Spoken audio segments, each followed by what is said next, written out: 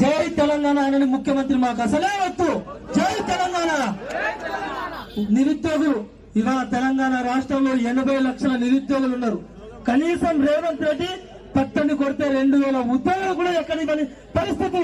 ఎందుకంటే నిరుద్యోగులు ఇవాళ తెలంగాణ రాష్ట్రంలో ప్రతి ఒక్క జిల్లా నుంచి కదిలి ఇవాళ మీ ప్రభుత్వానికి కత్తి దింపే విధంగా ఇవాళ నిరుద్యోగులటువంటిది ఇవాళ 1000 మంది నిరుద్యోగులు ఇవాళ ఇక్కడ వచ్చారు. మా లక్ష్యం ఒకటే. ఇంకోటి, ఈ తెలంగాణ రాష్ట్రంలో 2 జోకర్లు ఉన్నారు.